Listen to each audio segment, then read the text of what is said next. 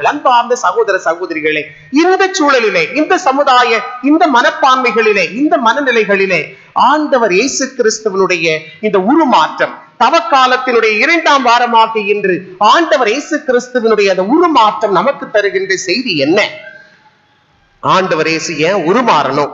ஏன் அவரை உருமாற்றி காட்டணும்? மக்கள் எல்லாம் அதிகமா அவரை மெசியாவா மீட்பராக ஏற்றுக்கொண்டார்கள் தான். இருந்தாலும் அவர் ஏன் உருமாறி காண்பிக்கணும்? அதற்கு ஏன் இந்த 3 சீடர்களையும் அவர் தாபோர் மலைக்கு அழைத்து சென்று அவர் ஏன் உருமாறணும்? அதற்கென்று ஒரு காரணம் இருக்கின்றது. ஆண்டவர் இயேசு கிறிஸ்து தன்னுடைய 30வது வயதிலேயே தனது பணிவாழ்வை ஆரம்பிக்கின்றார், நற்செய்தி பணியை ஆரம்பிக்கின்றார்.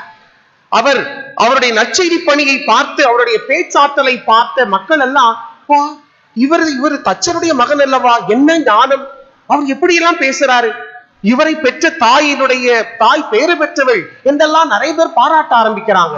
ஆண்டவர் இயேசு கிறிஸ்துவை பற்றி அந்த பாராட்டுக்கள், ஆண்டவர் இயேசு பல புதுமைகளை செய்கிறார், நம்முடைய பெரிய இறைவாக்கினர் ஒருவர் தோன்றிவிட்டார் என்றெல்லாம் மக்கள் சொல்லுகின்ற அளவுக்கு அவருடைய பணி உயர்வடைகின்றது.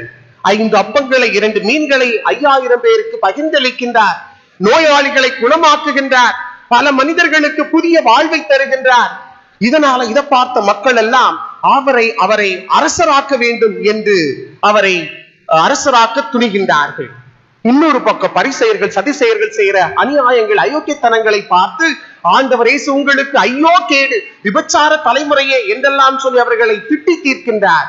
இதனால் ஒரு கூட்டம் அவரை மலையிலிருந்து கீழே தள்ளிவிட்டு அவரை கொல்ல பார்க்கிறது, அவருக்கு இடையூறாக இருக்கிறது, அவரை எப்படியாவது ஒழிக்க வேண்டும் என்ற கங்கணம் கட்டி கொண்டிருக்கிறது.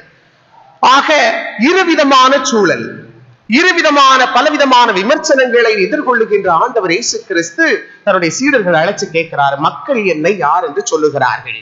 அதுலயும் ஒரு குழப்பம். மக்கள் உங்களை எலியா என்று சொல்றாங்க, இறைவாக்கினரில் ஒருவர் என்று சொல்றாங்க, திருமுழுக்கு யோவான் உயிர் பெற்றெழுந்து வந்து விட்டார் என்றெல்லாம் சொல்றாங்க. அப்படின்னு சொன்னப்ப ஆண்டவரே சொல்றாரு, கேட்கிறாரு, நீங்கள் என்னை யார் என்று சொல்லுகிறீர்கள்? ராயப்பர் பேதுரு முதலடியா அவன் சொல்றார், ஆண்டவரே நீரே மெசியா, உயிருள்ள கடவுளின் மகன் என்று ஆண்டவர் இயேசு கிறிஸ்துவை பற்றி பேதுரு அழகாக சொல்லுகிறார். ஆண்டவர் இயேசு கிறிஸ்து அதன் பிறகு சொல்லுகிறார், நான் மெசியா தான், மீட்பர் தான் என்பதை இறை வார்த்தை தான், இறைவன் தான் உனக்கு வெளிப்படுத்தினார் என்று சொன்ன பிறகு சொல்லுகிறார், மனுமகன் எருசலேமுக்கு சென்று பாடுகள் பெற வேண்டும், சிலுவையை தாங்க வேண்டும், சிலுவையிலே அவர் உயிர் விட வேண்டும், 3ஆம் நாள் அவர் உயிருடன் எழுப்பப்படுவார் என்று சொன்ன பொழுது பேதுரு அவரை பார்த்து சொல்ற, ஆண்டவர் இதெல்லாம் நடக்கக்கூடாது, இதெல்லாம் நமக்கு நடக்கக்கூடாது அப்படின்னு சொன்ன ஆண்டவர், போ பின்னாலே சாத்தானே என்று அவரை விரட்டி அடிக்கின்றார்.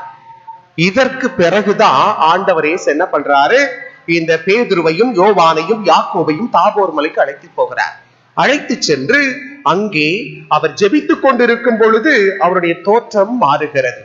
ஏன் அந்த தோற்றத்தை மாற்றி காண்பிக்கிறார்?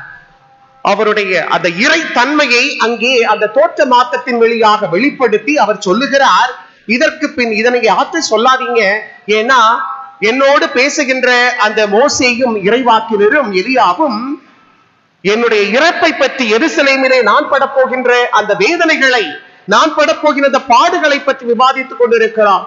இந்த பாடுகள் இல்லை என்றால் உயிர்ப்பு இல்லை என்பதை தன்னுடைய உருமாற்றத்தின் வழியாக ஆண்டவர் இயேசு எடுத்து சொல்லுகிறார்.